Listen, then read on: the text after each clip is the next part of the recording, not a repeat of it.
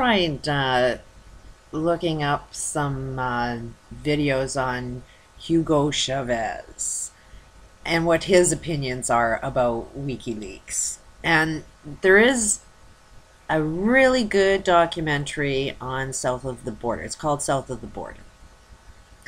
It'll open your eyes to a whole new reality. If you think you've been lied to about this war on drugs. Big time. And you'll see a country that was brave enough to say no to the corporate world, because it's the corporate world that creates war on drugs. It creates the drug problem.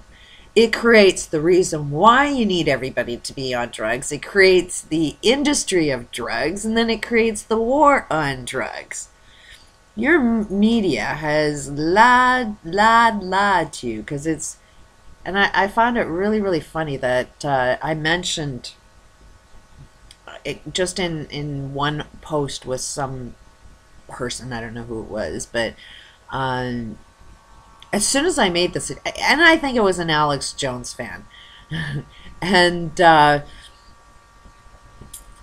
as soon as I mentioned it, it's like, why would I want to watch a drug lord and all of that? And it's like, yeah, your media told you to believe that. You know, you've been manipulated by your media. You know, that would be CNN and ABC and NBC and Fox and all of those guys. You know, anybody that has any form of advertising on there, it's the advertising. It's the corporate world. They're telling you what you want to hear. So, if you watch that documentary, you'll see that these guys are not your enemy. They're, you know, Cuba is not what you think it is. I really wish I had some kind of understanding why people wanted to escape Cuba, because it's like, by the sounds of it, I'd rather be living there. But it's almost like you have to pick a side. And it sounds like this is what Cuba was all about, is trying to be self-sufficient while fighting a global enemy. And it's one friggin' small island that's trying to fight this massive corporate enemy. And it's like, well, if you're going to put all of your money into defending your country, to try and keeping everybody safe, don't expect too much money to be going into social issues. Like, the guy sounds like he was trying to keep everybody safe, you know, while some people didn't like the poverty thing and they were going for the wealth, the American dream. And it's almost like you turn into your enemy, you know, that you don't like being, you know, suppressed, so then you start being the suppressor.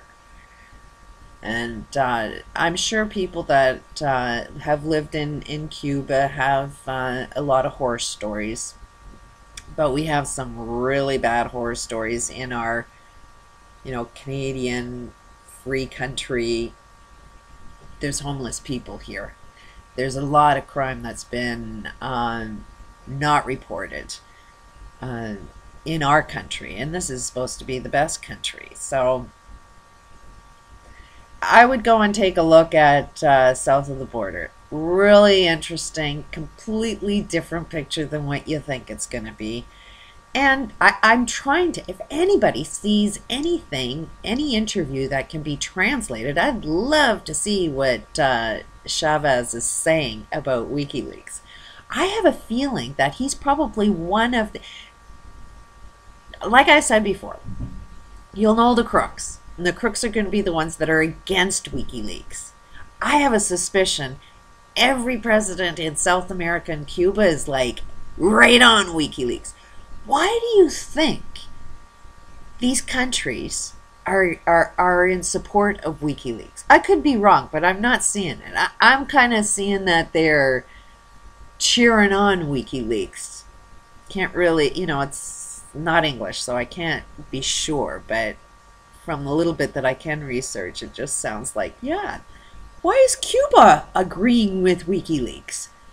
Do we know that much about Cuba, or is our media manipulating us to believe something?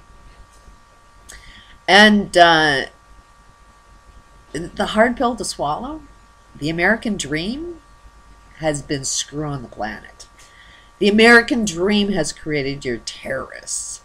Because while you were chasing that American dream, you were creating poverty, torture. Every hell on earth was created so you could get your American dream. Instead of solving problems, you went to a country that says, hey, you don't have to care about anything. Just come and get that almighty buck. Life is all about the clothes you wear. Life is all about the stuff you have. You know, it seems like anybody that did go for the American dream were willing to sell their souls. Were willing to not find and discover themselves and their own potential power. They thought that their potential, their greatness was found in their ability to earn money and destroy people. One of the biggest lessons is don't get angry. When all of this shit comes down, our biggest enemy is going to be anger and fear, because you will turn into everything that makes you angry and in fear. It's so hard to look at yourself in a mirror. But Hillary Clinton is like, oh my God, she's a psychopath. Just look at the document. She's analyzed everybody and has an opinion about everybody except for herself. You know, like and when you really get down to knowing psychology, when you judge another person, the only thing that you're seeing that is real is yourself. So when she goes and judges all of these other people, she doesn't realize that she's basically letting us know the eyes she views with, the judging eyes that she views with. And it's like, how does she handle stress with a controlling, manipulating husband?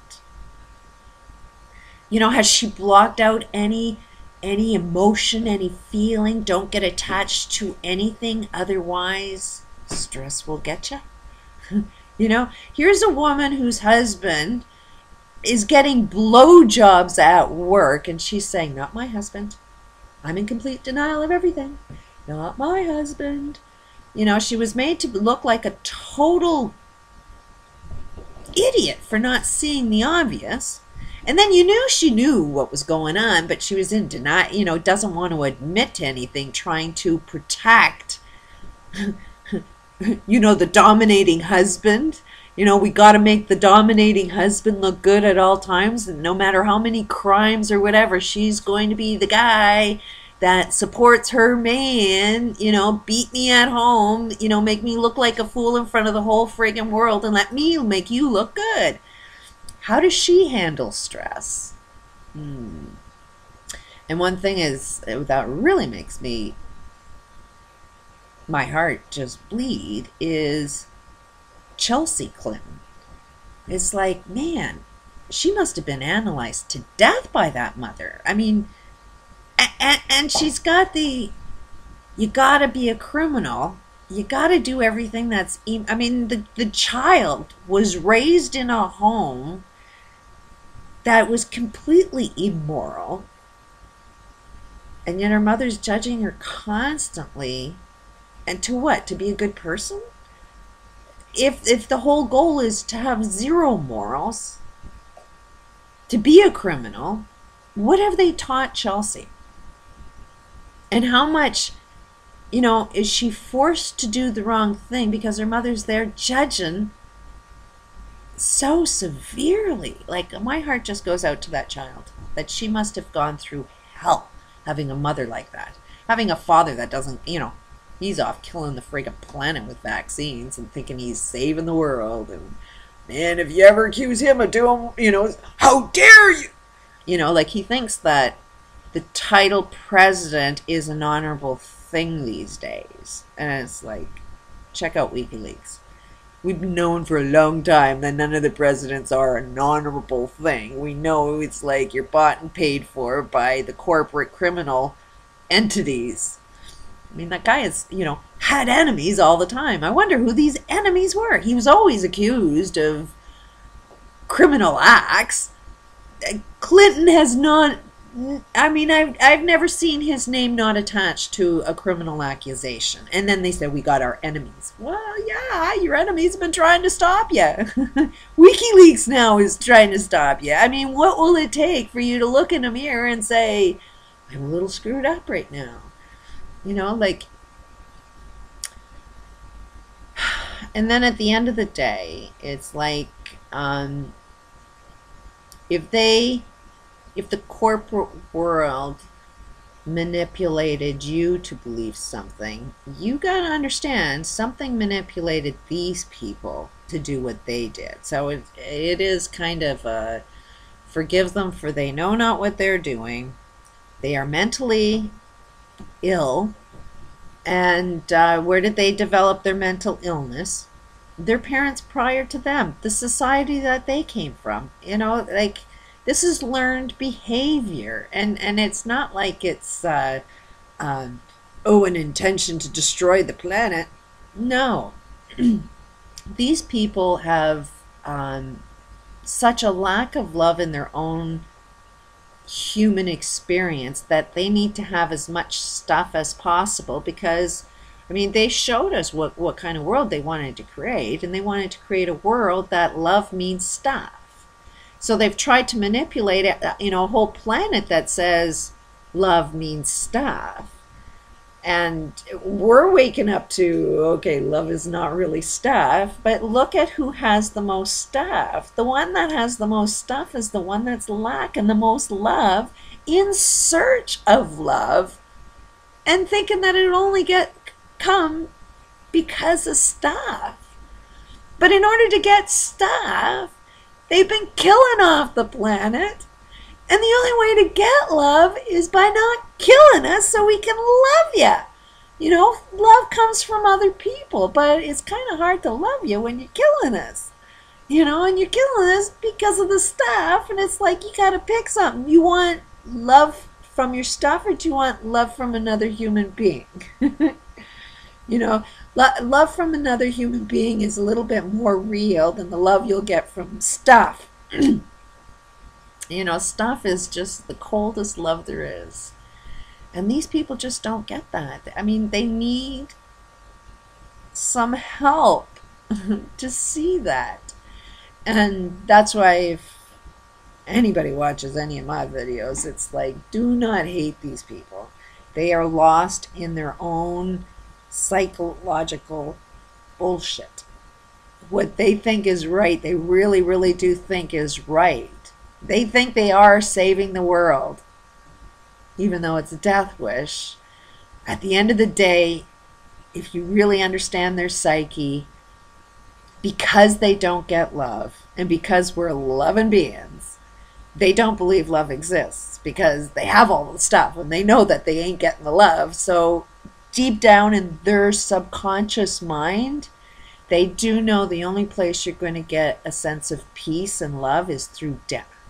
So they do think that they're saving the world by killing the friggin' planet, because they think that that's the only way you're going to get it. And it's like, stand up, humanity. Do you love people? Can you feel love through the exchange and relationships with each other? Is that not where you feel love? Like, is anybody else out there actually feeling love from other people? I'm getting it from my channel. I mean, I had to go, hey world, is anybody out there? Because I sure as hell ain't feeling the love. But I went and put on a YouTube channel, and you know what? I'm receiving an enormous amount of love from these people. It'd be nice if you can go out in the real world, but the real world ain't getting it quite yet. But I know people that are on the internet are real people. It's just hard to recognize you when you go outside in that real world. But it's like, if you kind of go at it where, okay, everybody's bad, you'll see bad in everybody. So it's like, start looking for something good in other people, because you probably recognize that the guy that you're liking on the internet is the guy that's in line at the store that's just trying to Don't talk to nobody. Everybody's screwed up, and it's like, hey, we're all friendly on the internet, but we still don't trust each other in the real world. And start looking for goodness outside of the internet, because there's more of us than there are of them, and we just sort of need to say, hello neighbor, how you doing?